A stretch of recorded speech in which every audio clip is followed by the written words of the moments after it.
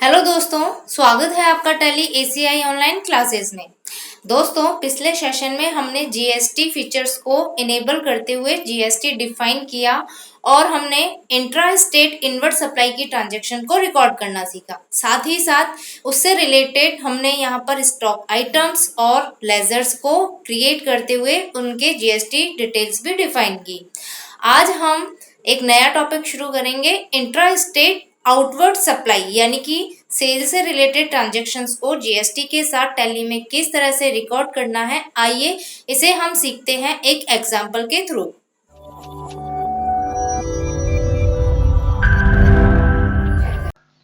अब यहाँ हम एक आउटवर्ड सप्लाई रिकॉर्ड करेंगे। तो मान लीजिए स्टार ट्रेडर ने मान्या ट्रेडर को 15 ऑब्स of washing machine at the rate of 12,000 पर सप्लाई की है और उसी के साथ उसने एडिशनल चार्जेस भी उसमें इंक्लूड किए हैं, जिस पर उसने पैकिंग चार्जेस इंक्लूड किए हैं और पार्टी को डिस्काउंट अलाउ भी किया है।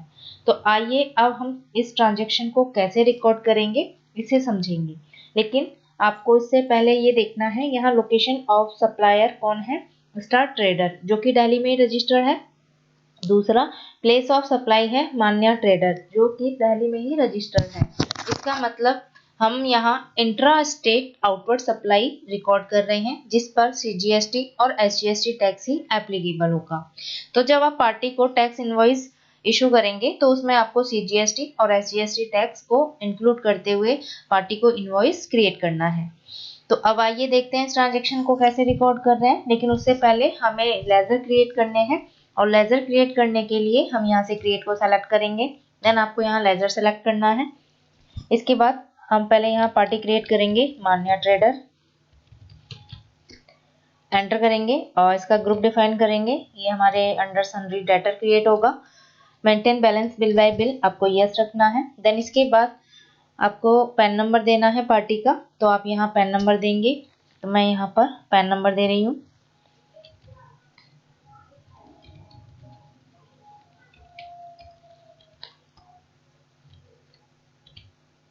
एंटर करेंगे। एंटर करने के बाद रजिस्ट्रेशन टाइप बताना है, चूंकि पार्टी रजिस्टर्ड है तो हम यहाँ रेगुलर सेलेक्ट करेंगे और पार्टी का पैन नंबर देंगे।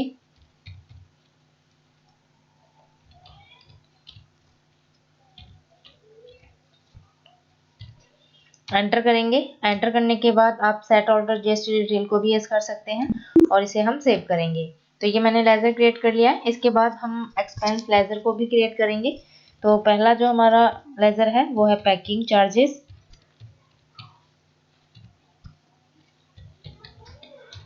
इनडायरेक्ट एक्सपेंस के अंडर आपको इसे रखना है। देन इसके बाद आपको टाइप ऑफ लेजर में सेलेक्ट करना है नॉट एप्लीकेबल। अब देखिए जो पैकिंग चार्जेस हैं उसे हम उस पर अलग से हमने कोई जीएसटी डिफाइन नहीं किया है, उसे हम अपनी वैल्यू में ही ऐड करके उस पर टैक्स एप्लीकेबल कर रहे हैं। तो यहाँ इस जीएसटी एप्लीकेबल में आपको नॉट एप्लीकेबल रखना है, तो आप यहाँ से सेलेक्ट करेंगे नॉट एप्लीकेबल। इसके बाद आपको यहाँ इसे इंक्लूड करना है अपनी एसेसिबल वैल्यू में। तो यहाँ हमें जीएसटी एप्लीकेबल करते हुए सेलेक्ट करनी है गुड्स। मेथड ऑफ कैलकुलेशन में सेलेक्ट करेंगे बेस्ड ऑन वैल्यू। तो अगर कोई भी चार्जेस हैं जिन्हें आप अलग से जीएसटी जिस पर डिफाइन ना करते हुए उन्हें अपनी वैल्यू में ही ऐड करके उस पर जीएसटी एप्लीकेबल करना चाह रहे हैं, तो उस कंडीशन में हम जीएसटी को नॉट एप्लीकेबल रखते हुए उसे अपनी असेसेबल वैल्यू में ही इंक्लूड करके जीएसटी उस पर कैलकुलेट करते हैं। तो इसीलिए हमने इस मेथड का यूज किया है और इसे एंटर करते हुए सेव करेंगे। देन इसके बाद हम लेजर क्रिएट करेंगे डिस्काउंट अलाउड।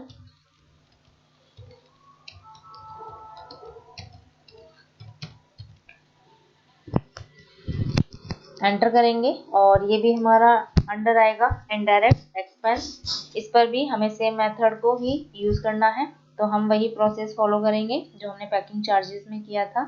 यहाँ से जीएसटी को आप सेलेक्ट कर रहे हैं गुड्स बेस्ड ऑन वैल्यू और इसे भी एंटर करते हुए सेव करेंगे। देन इसके बाद हम सेल्स अकाउंट क्रिएट करेंगे, जिसे अंडर रखेंगे सेल्स अकाउंट। यहाँ जीएसटी एप्लीकेबल रखना है। सेट ऑल्टर जीएसटी डिटेल हमें नो रखना है एंड टाइप ऑफ सप्लाई में हमें गुड सेलेक्ट करते हुए इसे सेव करना है। तो ये लेजर भी मैंने क्रिएट कर लिया है। तो यहाँ अब हमने लेजर क्रिएट कर लिया। अब हम ट्रांजेक्शन रिकॉर्ड कर रहे हैं। ट्रांजेक्शन रिकॉर्ड करने के लिए वाउचर को हम सेलेक्ट करेंगे। F8 की आपको प्रेस करनी है। F8 की सेल्स वाउचर की शॉर्टकट की होती है।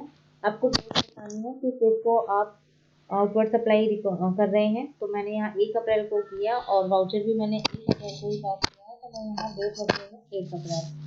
इसके बाद आपको यहाँ देना है रेफरेंस नंबर। मैंने रेफरेंस नंबर दिया। इसके बाद हमने पार्टी सेलेक्ट की है। देन इसके बाद आपको एंटर करना है। सेल्स अकाउंट सेलेक्ट करना है। नेम ऑफ आइटम आपको यहाँ सेलेक्ट करना है। वॉशिंग मशीन कितनी क्वांटिटी आपने सेल की है, तो यहाँ 50 क्वांटिटी हम सेल कर रहे हैं और ये हमारा रेट है 12,000 पर पीस। तो ये मैंने रखते हुए इसे एंटर किया है। अब इसके बाद आपको यहाँ पर सेलेक्ट करना है पैकिंग चार्जेस। तो यहाँ से हम सेलेक्ट करेंगे पैकिंग चार्जेस। आपको यहाँ बताना है पैकिंग चार्जेस कितने हैं। तो पैकिंग चार्जेस हैं हमारे 11,000। देन हमने यहाँ डिस्काउंट भी अलाउड किया था।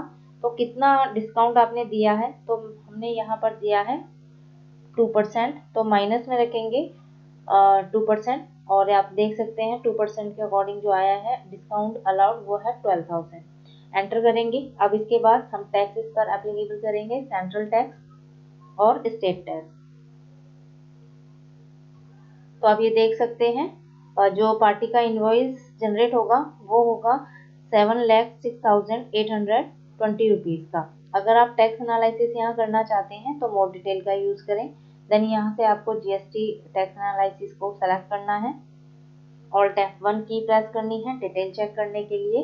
तो अब आप यहाँ देख सकते हैं सेल्स टैक्सेबल अमाउंट जो है वो आ रहा है हमारा 5,99,000 और इस पर जो हमने टैक्स पार्टी से कलेक्ट किया है वो है हमारा 1,07,820 रुपीज़।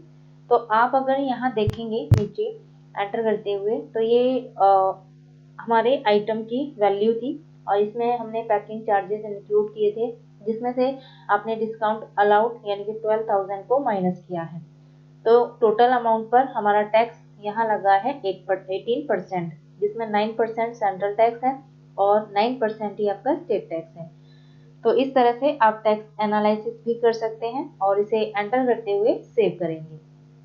यहाँ हम न्यू रेफरेंस रख रहे हैं और एंटर करते हुए इसे हम सेव करेंगे।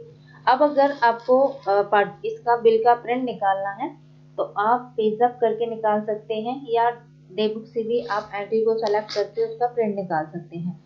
प्रिंट निकालने के लिए आपको ऑल्ट P यूज़ करनी है जो कि प्रिंट की शॉर्टकट की होती है। यहाँ से आपको कंट्रोल P प्रेस करना है। अब देखिए हमें इसका प्रिंट प्रीव्यू देखना है किस तरह का बिल प्रिंट होगा। तो इसे आप सेलेक्ट करेंगे और Z अगर आप करेंगे तो यहाँ आप डिटेल चेक कर सकते हैं।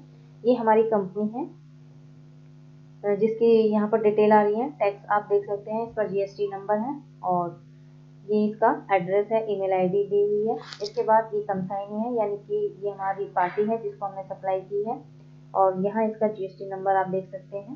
देन इसके बाद जो डिटेल आप फिल करते हैं जैसे कि इनवॉइस नंबर क्या है, अगर मोड ऑफ पेमेंट आपने बताया है, डिलीवरी नोट या डिस्पैच डॉक्यूमेंट नंबर, तो जो भी आप इंफॉर्मेशन फिल करते हैं वाउचर एंट्री के दौरान वो सब आपको यहाँ पर शो हो जाएंगी। देन इसके बाद अगर आप नीचे देखेंगे तो आप यहाँ देख सकते हैं डिस्क्रिप्शन ऑफ गुड्स में आपको नेम ऑफ आइटम आ रहा है, HSN कोड उसका शो हो रहा है, कितना परसेंट इस पे GST एप्लीकेबल है, क्वांटिटी आपने कितनी सेल की है और रेट आप यहाँ देख सकते हैं। तो ये आप अगर यहाँ टोटल देखेंगे तो इस पर सेंट्रल टैक्स और स्टेट टैक्स भी आपको शो हो रहा है। देन इसके बाद अगर आप एनालिसिस का भी प्रिंट करना चाह रहे हैं तो आप यहाँ इसका भी प्रिंट निकाल सकते हैं। अब ये देख सकते हैं ये हमारा सेंट्रल टैक्स है, ये हमारा स्टेट टैक्स है। तो इस तरह से आप इसका प्रिंट निकाल सकते हैं।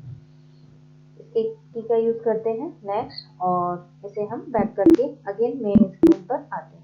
इसके बाद हमें GST रिपोर्ट चेक करनी है यानी कि GSTR1 में अपनी टैक्स रिपोर्ट चेक करनी है। तो हम डिस्प्ले मोर रिपोर्ट्स का यूज़ करेंगे और यहाँ से GST रिपोर्ट्स को हम सेलेक्ट करेंगे। GSTR1 के अंदर अगर आप एंटर करते हैं तो B2B इनवॉइस कॉलम के अंदर आपको टैक्सेबल अमाउंट शो होगा, साथ ही साथ कितना टैक्स आपने पार्टी से कलेक्ट किया है तो आप यहाँ चेक कर सकते हैं। अगर डिटेल चेक करनी है तो एंटर करेंगे तो आप यहाँ डिटेल चेक कर सकते हैं। P2B इनवॉइस की डिटेल है। इसमें हमने एक ही ट्रांजेक्शन रिकॉर्ड किया है, यानी हमारी एक ही आउटवर्ड सप्लाई हुई है, मान्या ट्रेडर को हमने किया था। देन इसके बाद आप इसका GST नंबर देख सकते हैं। टैक्सेबल अमाउंट आपको यहाँ शो हो रहा है, सेंट्रल टैक्स और स्टेट टैक्स कितना है। तो इस तरह से आप अपनी GST रिपोर्ट्स को चेक कर सकते हैं। तो आउटवर्ड सप्लाई को किस तरह से हम टैली प्राइम में रिकॉर्ड करते हैं, देन किस तरह से हमें उसकी GST R1 रिपोर्ट्स चेक करनी है, ये हम आज के इस सेशन में डिस्कस कर चुके हैं। Thanks for watching this video. उम्मीद है आपको ये टॉपिक समझ आया होगा। टॉपिक को डिटेल से समझने के लिए आप वीडियो के नीचे दिए गए टैब का यूज़ करके ई बुक कंटेंट और असाइनमेंट्स के थ्रू सेल्फ प्रैक्टिस कर सकते हैं। I really appreciate your time, so keep learning.